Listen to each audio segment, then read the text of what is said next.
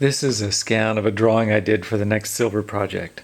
As you can see, this is life size for the cup, and it has all of the measurements on it for the height, different elements in the design, the diameter of both the base and the top. This is the design for the saucer for the cup, and this will be the bottom of the cup itself. I've put the cup, filling it with pitch, onto this post. And this cup is one of the first ones that I had spun out from an original model that I raised by hand. So the first thing I'm going to have to do with this is find the center. But because it was spun, it doesn't have a center mark that it would have if I had raised it by hand. So I'm going to take this with the holder on it and put it into a vise. And tighten this down so that it stays, so I can mark the bottom and find the center. This is a little tool that I made to help me find the center, and basically what it is a square with a diagonal cut partway through it, and on the back there are these two stops like this. And what this does is I put it onto the cup, and then I can do a little pencil line, do another pencil line, and then a third line to check it, and I should find the center where they cross.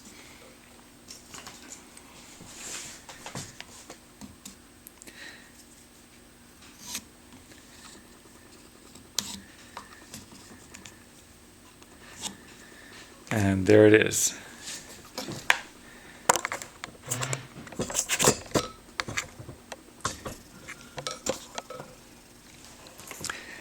So I don't want to put too much of a mark in here, so I'm going to take a very light, take my center punch and make a very slight hole right in the center so that I have a center mark to go from. Just like that. It's very, very slight mark, but that will hold the dividers so that I can draw a circle on the base if I have to, and I have a reference point that will not get erased like the pencil lines do here. Now, because the design has 5 sides, I have another tool that I've cut to 72 degrees, and I can put this onto the cup and do the preliminary drawing. I always like to do a preliminary drawing with a Sharpie because you can remove it to check the drawing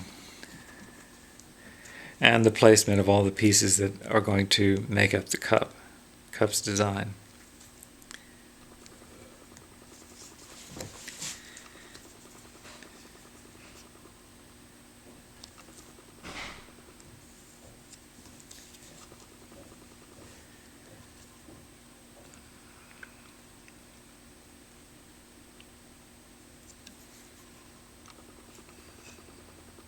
Okay, and I'm just going to bring these lines around just a little bit here because I'm going to have to continue the design lines right up the side. So I'll bring these around the edge.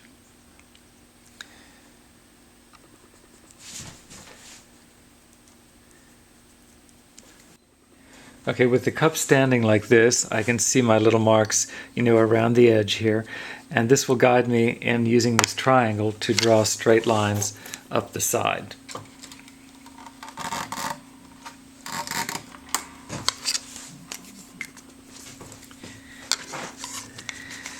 So I'll bring this triangle into place, and I want to keep the base of the triangle flat on here so that I have a perpendicular line.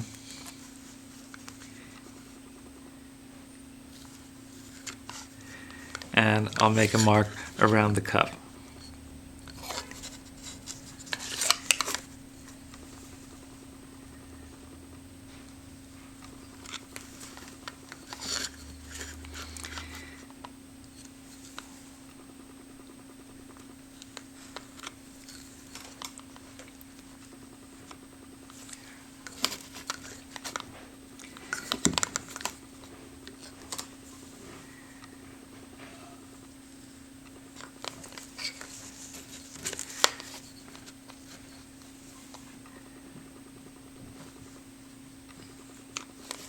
There.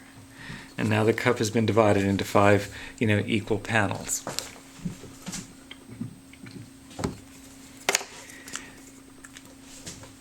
Now I'm going to use the surface gauge. This is a surface gauge, and basically what it is a scoring device that will hold the scoring device at any angle for making lines around horizontally on the piece. Now I know that from my drawing I need to make a mark about 54 millimeters up from the base. So I'll take my ruler and then I will set this at 54 millimeters from the table's top.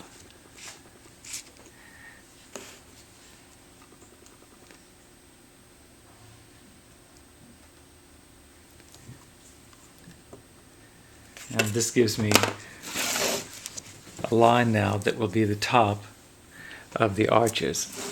So what I'll do is I'll take the cup, put the scoring device against its edge like this, and just spin it. And this puts a very light scratch mark all the way around the cup at the particular level that I need it to be.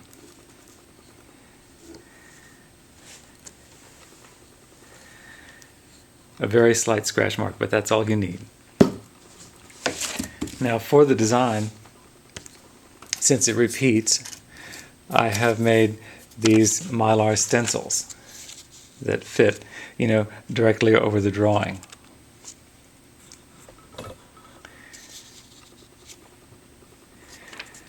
And now I'll put the cup back into the vise here. With the cup set into the vise like this, it has this black line there. I have a line on the stencil to match up, and because it's mylar, it will bend around the cup and the design will fit. So all I have to do is line this up, bring this down to the scratch mark that we just made, and it will position the design correctly. I have a little bit of masking tape on here to hold it in place while I do the drawing. And this time I'm still only going to draw this with the Sharpie because I want to see what the whole cup looks like while before I actually commit to a scratch. So even though this is a temporary mark here, I'm just going to sort of sketch these in around the stencil. Then I'll turn this and continue all the way around.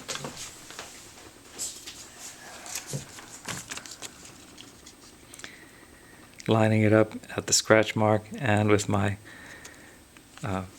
division lines.